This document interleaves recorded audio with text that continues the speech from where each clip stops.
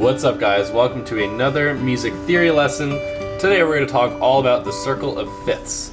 Now, the reason the circle of fifths is so important to us in our theory practice is because it's going to be an amazing way to organize all of our keys.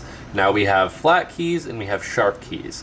The reason that this is going to be important is because if we're going to be working with triads and diatonic chords and major scales, we need to know the notes in all these major scales, right? So if I said out of thin air, oh, what's the B flat major scale? What are the notes? Or what are the notes in an E major scale?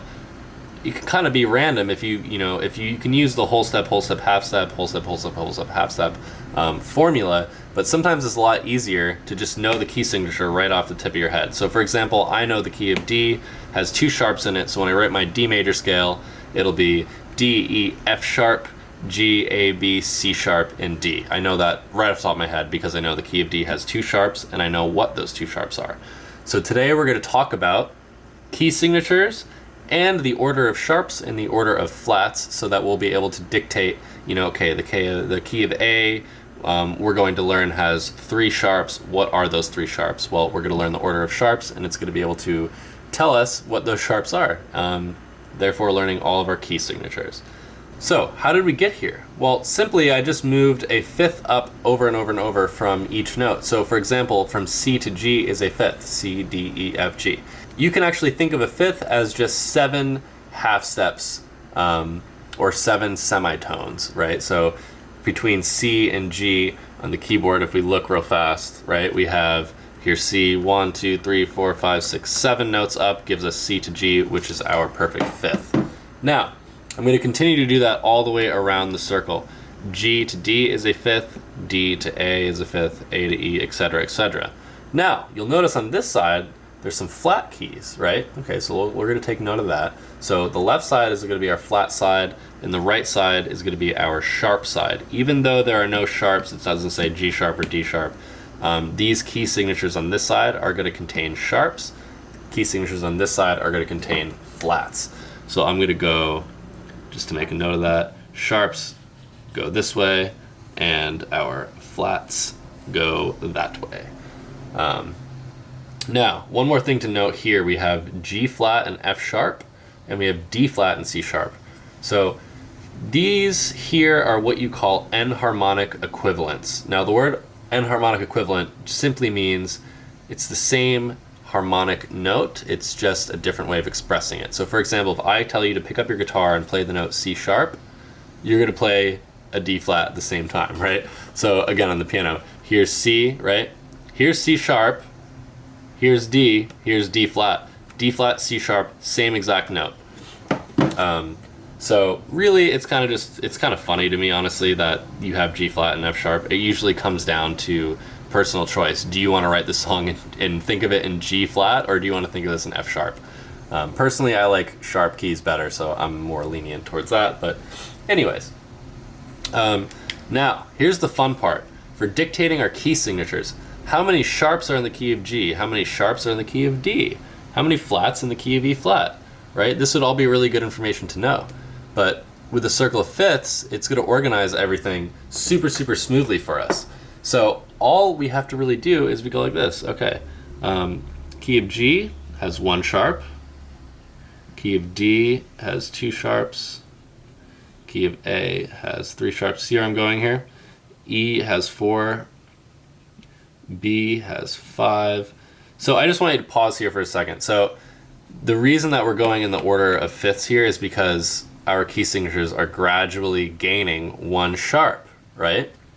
F sharp has 6 sharps. C sharp has 7 sharps. Now I can start from the flat side. I can do the same thing. F has 1 flat. B flat has 2 flats. E flat has 3 flats. A flat has 4 flats. Now D flat, here we go, our enharmonic equivalent. D flat has, 5 flats. And G flat has, what would you guess? 6. Now, this is super important to us because when we now learn the order of the sharps and the order of flats, if someone says, the key of A, how many sharps in the key of A? 3. Great, now I can identify my key signature. So keep this in your mind. You can easily Google the circle of fifths. I'll link you to a nice clean sheet with the circle of fifths on it. I'm going to flip this over now, and we're going to talk about the order of sharps and the order of flats. So when I say order of sharps and when I say order of flats, I'm simply referring to, for example, we said the key of A has 3 sharps. What are those 3 sharps? How am I supposed to know what those 3 sharps are? Right? I can't just say 1, 2, 3 random sharps, right?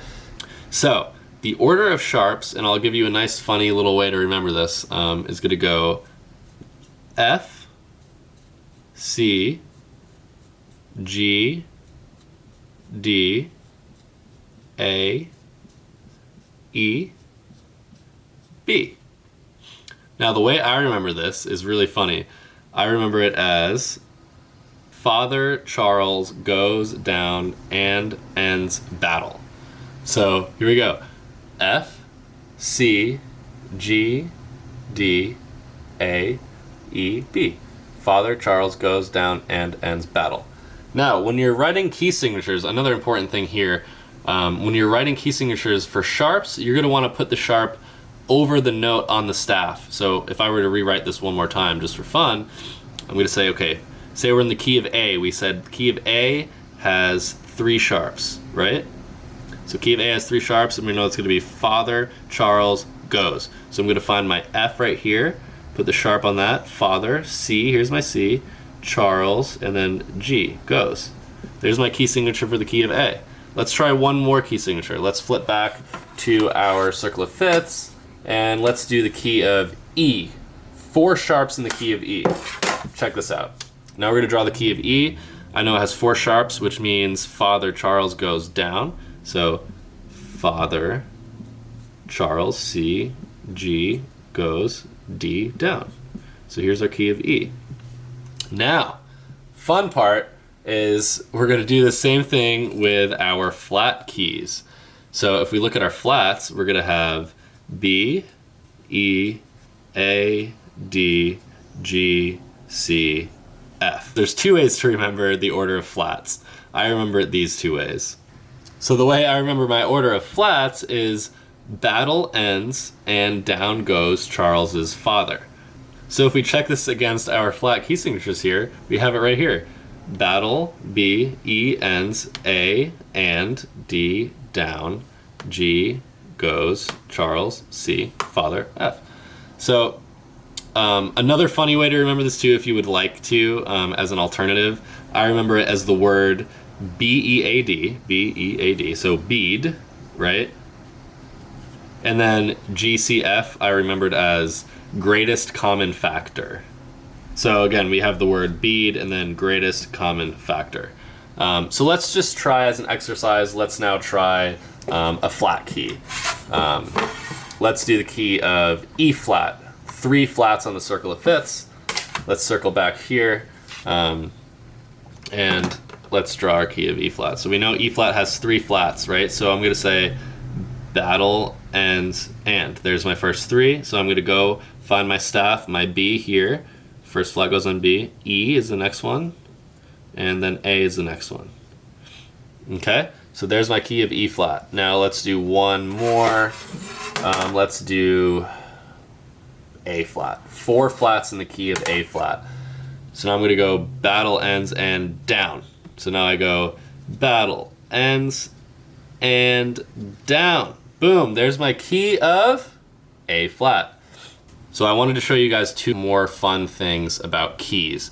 So let's say we know our circle of fifths, let's put down a random key here. 3 flats. Let's say, okay, I think back to my circle of fifths and I go, I think it's E flat that had 3 flats. Maybe I'm not 100% sure. The cool thing about flat keys is the way to figure out any flat key you're in is go to the second to last flat in the order of flats, and that's your key. So check us out. The key, we said we have 3 flats here, and I went to my second to last flat, and that's E flat. And funny enough, this is the key of E flat. What if I did 4 flats? 1, 2, 3, 4, right? I'm going to tell you guys now, this is the key of, 4 flats. I think it's A flat maybe. Let's double check. Here's our last flat. Let's go to the second to last one. and that is, bet your bottom dollar, that's an A flat. So this is a kind of cheat way to really quickly double check your work with keys. Same thing works for sharp keys, a little bit different. Let's go 3 sharps. Now, it's not the second to last sharp that's going to tell us what our key is. The cheat code for sharp keys is you find your last sharp right here, which is G sharp, and you simply move up a half step to find your key. What's a half step above G sharp? A. Boom, let's do one more. Let's do 4 sharps for fun. And I think, what key has 4 sharps in it? Well, I'm not 100% sure. Maybe it's E? Well, let's double check. Our last sharp here is on the note D sharp, okay? A half step above D sharp is E. So here we go, here's our key of E. So this is just a fun kind of quick cheat code to reassuring yourself that you're getting the right key signatures down. Okay, now the very last thing I want to show you guys, this will help you kind of memorize your sharp keys. This only works with sharp keys. I haven't found anything in flat keys that this works like, but it's really funny. So check this out. We said the key of G has 1 sharp. Watch, when I draw the letter G, it takes 1 stroke of the pen. When I do D, which has 2 sharps, I go 1, 2. There's 2 sharps. Key of A has 3 sharps. 1, 2, 3 strokes of the pen. The key of E, right, has 4 strokes of the pen. 1, 2, 3, 4, and that has 4 sharps. The key of B has 5. 1, 2, 3, 4, 5. Now that's as far as it's gonna work. I haven't really figured out. I guess you could try like F sharp, 1, 2, 3, 4, 5, 6. Like, I don't know. It's not gonna work with F sharp, but it works for G, D, A, E, and B. If you guys figure anything out like this for the flat side, let me know. I figured this out in high school completely by accident. But I still kind of use it today sometimes. If I forget about a key or something, I just always remember, well, the key of D, how many sharps in the key of D? Well, when I draw the letter D, it takes 2 strokes of the pen, so there's 2 sharps in it. Anyways, I hope this was helpful for you guys. Enjoy the circle of fifths. The easiest way to kind of memorize it is to just go about drawing it out over and over and over, quizzing yourself on key signatures. Please review the order of sharps and the order of flats. It's going to come in handy in the next few lessons. And hell yeah, I love music theory. I know you guys do too. And I'll see you guys next time.